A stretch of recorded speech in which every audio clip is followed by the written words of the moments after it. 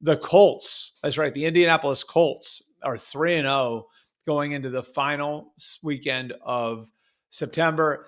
And they've got a big one on Sunday in Los Angeles against the Rams, and really an opportunity now in front of the Colts to stamp their start and let everyone know that they are for real. And here's what I like about this is that this to me is the manifestation of the way that they looked at their team this offseason. And really, if you want to talk about what Shane Steichen and Chris Ballard looked at coming out of 2024, they saw a team that won 8 games despite being 30th in the NFL in giveaways and 29th in the NFL in total defense.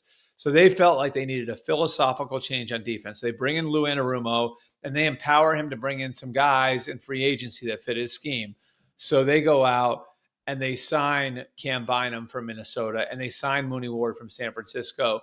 And so getting some pieces for their secondary that can help make them a little bit more aggressive on the front end really has, unlocked, I think, the potential that they have with some of their front end defensive players. Obviously, guys like Zaire Franklin and DeForest Buckner that have been around for a long time. And then offensively, they really just wanted somebody who could come in and maximize what was out there. They didn't feel like Anthony Richardson was able to maximize the talent that they had on hand.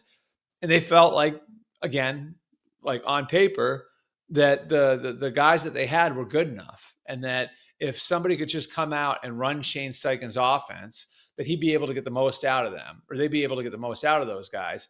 So Daniel Jones comes in and he wins the job by being able to operate Shane Steichen's offense efficiently. And now you're seeing a better version of that skill group between Michael Pittman, Josh Downs, Alec Pierce, Jonathan Taylor, Tyler Warren. They've got talent there. The young offensive line's coming along with Bernard Raymond as sort of the new anchor there as the left tackle. And so what I like about where the Colts are is that they felt like they were a lot closer than people realized, based on those statistics, based on the fact that defensively, like they just needed a little bit of a philosophical change, maybe a little bit of a system reset. And then offensively, they just needed somebody who could come in and empower the people around them. And Daniel Jones has been able to do that.